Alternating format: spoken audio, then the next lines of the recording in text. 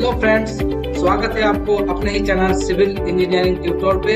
आज के वीडियो में मैं आप लोगों को DSSB जूनियर इंजीनियर का इन हैंड सैलरी के बारे में इंफॉर्मेशन देने वाला हूं। जैसे कि हम सभी एस्पिरेंट्स का दिमाग में रहता है किसी भी एग्जाम में अप्लाई करते वक्त उसमें सिलेक्शन हो या ना हो, पर दिमाग में ये बात जरूर रहता है कि हाँ, इसमें सैलरी क्या है। वैसे आप सभी के दिमाग में जो लोग भी DSSB जेई का अप्लाई करने जा रहे होंगे उनके दिमाग में ये होगा कि इसमें इन हैंड सैलरी कितना होने वाला है, और दिल्ली जैसे सिटी में सरवाइव करना भी काफी मुश्किल होता है, तो कितना सैलरी होगा, इन हैंड में आपको कितना मिलेगा, उसके बारे में हम लोग डिटेल्स में देखेंगे। तो चलिए इसके बारे में हम लोग देखते हैं। जैसे आप सभी को पता है, DSSB पे जो जूनियर इंजीनियर का पोस्ट आता है वो 4200 ग्रेड पे यानी लेवल 6 का पे मिलने वाला है। आप हम लोग जानेंगे कि 4200 ग्रेड पे इसका मतलब क्या होता है। और जैसे कि असिस्टेंट इंजीनियर लेवल पे ये 5400 है, तो 5400 ग्रेड पे यानी लेवल 10 इसका मतलब क्या है। इसके लिए हम लोगों को सेंट्रल गवर्नमेंट का जो सेंट्रल पे कमीशन है उसका एक टेबल को फॉलो करना पड़ेगा।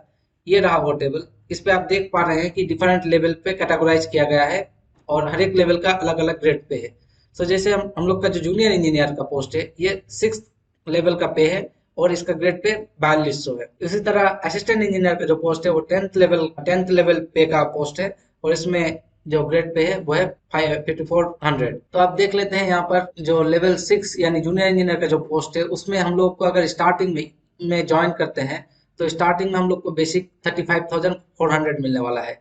और हर एक साल पे जितना आपका सर्विस ईयर बढ़ता जाएगा, पहले साल पे आपको 35,400 मिलेगा। जैसे आप सर्विस दूसरा साल का हो जाता है तो 1 साल के बाद आपको 36,500 मिलेगा, फिर 2 साल के बाद आपको 37,600 मिलेगा।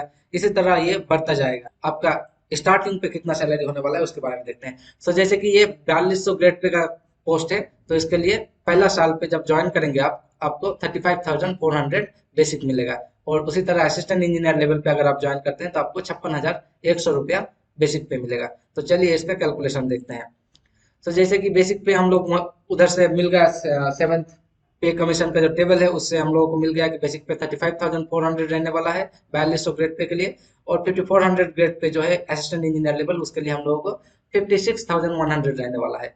अब चलते हैं डियरनेस अलाउंस। बेसिक के साथ कुछ और भी अलाउंस जुड़कर आपको जो सैलरी मिलता है, तो हम लोग देख लेंगे कि ये डीए या डियरनेस अलाउंस क्या है और HRA यानी हाउस रेंट अलाउंस क्या है। तो इसके बारे में थोड़ा शॉर्ट में डिस्कस कर लेते हैं।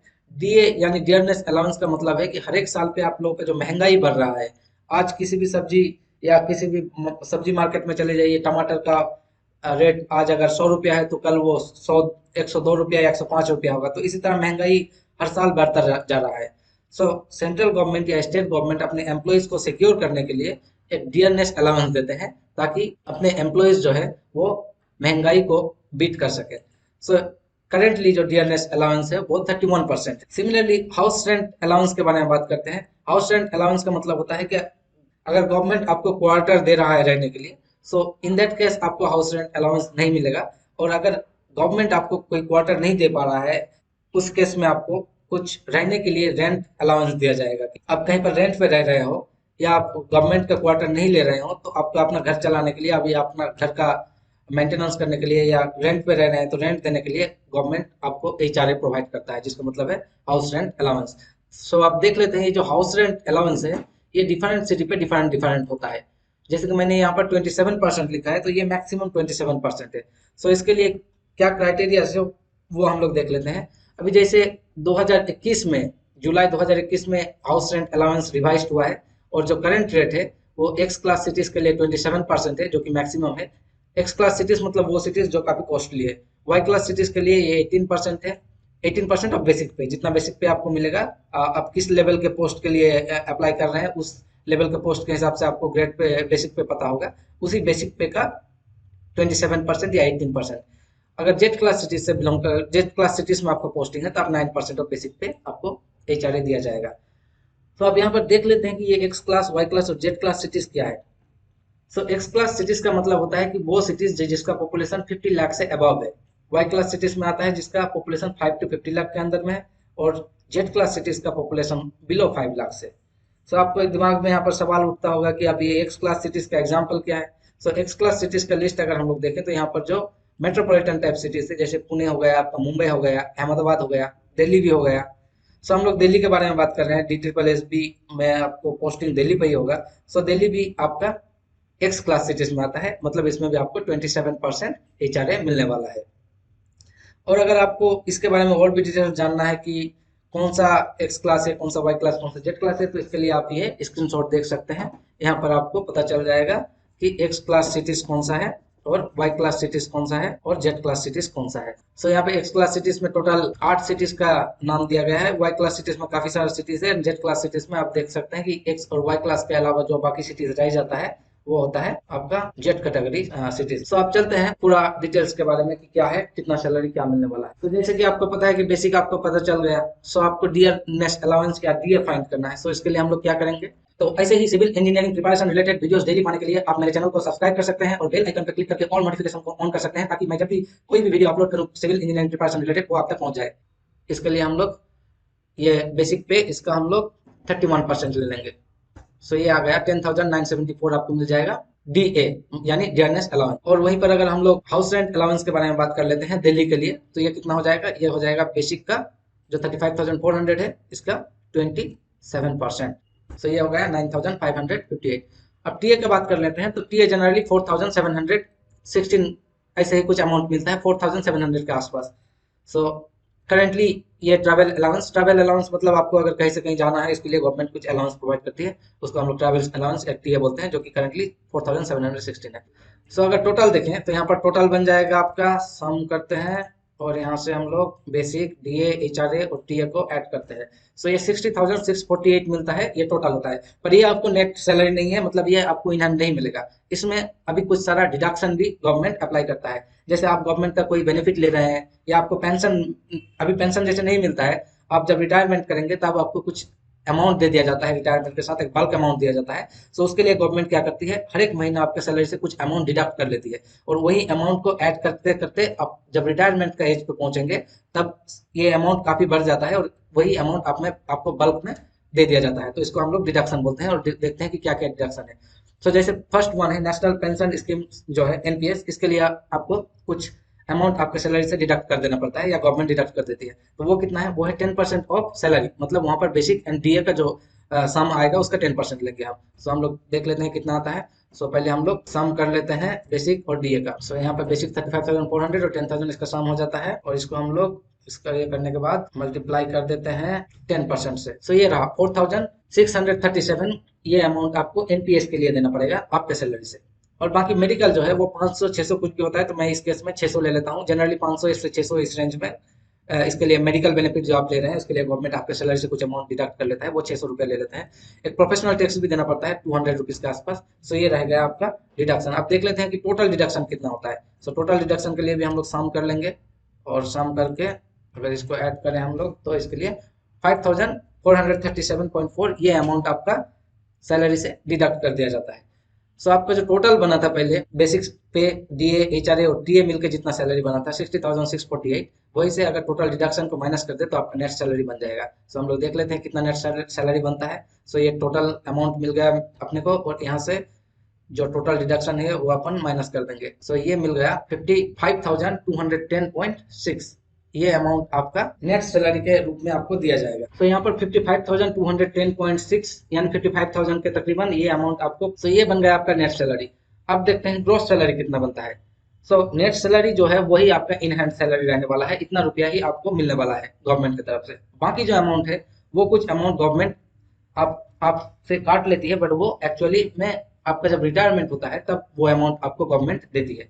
सो ग्रोस सैलरी का हिसाब क्या होता है, ग्रोस सैलरी के लिए हमें नेट सैलरी उसके साथ NPS को ऐड करना पड़ेगा, ये जो नेशनल पेंशन स्कीम के लिए 10% ऑफ सैलरी गया था। और उसके साथ क्या करती है गवर्नमेंट, आपको आपका जो बेसिक NDA है उस पर 14% उतना रुपीज गवर्नमेंट अलग से आपका रिटायरमेंट के लिए आपको देती है। सो हम लोग देख लेते हैं ये क्या रहने वाला है। सो NPS हमें कितना मिल गया, NPS जो हमें है ये जितना अमाउंट था ये NPS मिल गया। और अब अपने को देखना है 14% ऑफ बेसिक प्लस DA कितना होता है। सो इसके लिए हम क्या करेंगे, इसके लिए हम लोग सम लगाएंगे। उम्मीद है आप सभी को एक्सेल पे कैलकुलेशन करने का बारे में पता होगा, किसी भी फॉर्मूला को कैसे अप्लाई किया जाता है और एक्सेल पे कैसे कैलकुलेट किया जाता है। फिर भी आप एक बार देख लीजिए। सो इसके लिए शाम करेंगे हम लोग ये, और कंट्रोल प्रेस करके इसको ऐड कर देंगे। सो ये हो गया मेरा शाम, और इस पर मेरे को मल्टीप्लीकेशन क्या करना है, 14%। सो 14% इसका अगर मल्टीप्लाई कर देंगे तो ये मिल जाएगा मेरे को 6492। अब ये अमाउंट क्या है, 6400 यानी 6500, ये अमाउंट गवर्नमेंट आपको अलग से देती है। और ये अमाउंट और आपका जो एनपीएस के लिए आपने जो 10% अपने सैलरी से कटवाया था, ये दोनों अमाउंट मिलके जो टोटल अमाउंट बन जाता है, जो देख लेते हैं कितना होगा, वो होगा सम 11,129 रुपया। ये अमाउंट आपको रिटायरमेंट के लिए हर एक महीना सेविंग होता है, और एट द एंड जब आप रिटायर करेंगे तो ये अमाउंट ही आपको दे दिया जाएगा। जो टोटल कितना महीना का जो अमाउंट जमा होता है वो आपको मिल जाएगा, हर एक महीना आपको इतना रुपया करके ऐड होता रहेगा। सो आप देख लेते हैं कि ग्रोस सैलरी कितना बन जाता है। तो ग्रोस सैलरी फाइंड करने के लिए हम लोग क्या करेंगे, हम लोग फर्स्ट नेट सैलरी को लेंगे और उसी के साथ ऐड कर देंगे ये जो एनपीएस और गवर्नमेंट का जो एनपीएस के लिए क्रेडिट था, वो दोनों अमाउंट को ऐड करने के बाद सो ये हो जाता है आपका ग्रॉस सैलरी 66,340। हालांकि आपको इतना ही याद रखना है कि आपको सिर्फ नेट सैलरी ही मिलने वाला है, जो कि है 55,210। सो अब इसी तरह मैं असिस्टेंट इंजीनियर के लिए भी सैलरी एक बार कैलकुलेट कर लेता हूँ फटाफट, और आपको बताता हूँ कि इसका नेट सैलरी क्या होने वाला है और इनहैंड सैलरी मतलब इनहैंड सैलरी क्या होने वाला है। और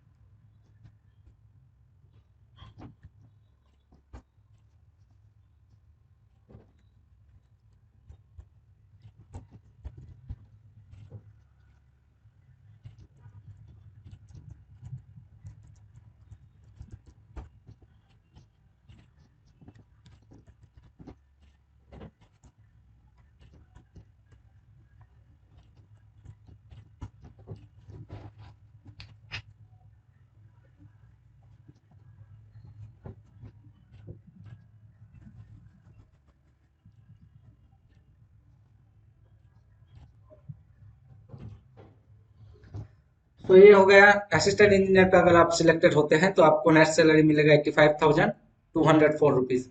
सो आप देख पा रहे हैं कि अगर जेई पोस्ट के लिए आप सिलेक्शन होता है आपका 55,000 मिलने वाला है, और असिस्टेंट इंजीनियर के लिए आपको 85,000 मिलने वाला है। सो ये रहा सैलरी के बारे में। सो ये रहा सैलरी के बारे में। उम्मीद है इस सैलरी को देख के आपके दिमाग में थोड़ा प्रिपरेशन का और भी जुनून बढ़ा होगा कि हाँ इस एग्जाम के लिए आपको तैयारी करना चाहिए, क्योंकि इसमें जो लुक्रेटिव सैलरी मिल रहा है, इस सैलरी से आपको काफी बेनिफिट होगा। सो प्रिपरेशन अच्छे से करिए, यही मेरा बेस्ट विशेष रहेगा आपके लिए। सो ये रहा।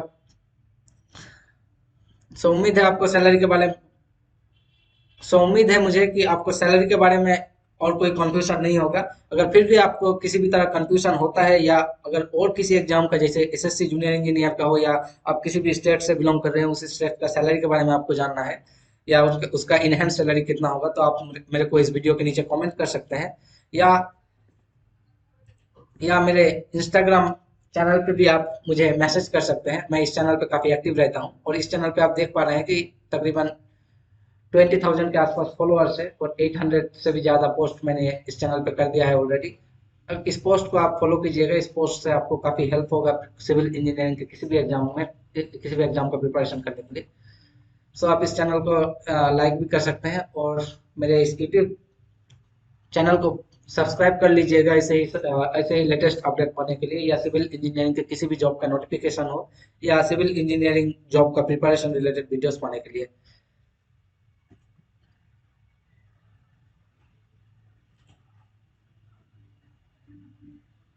तो यही था आज के वीडियो में। Thanks for watching this video. अगर इस वीडियो से आपको किसी भी तरह हेल्प हुआ है तो इस वीडियो को लाइक कर दीजिएगा और चैनल को सब्सक्राइब कर लीजिएगा। Thank you very much.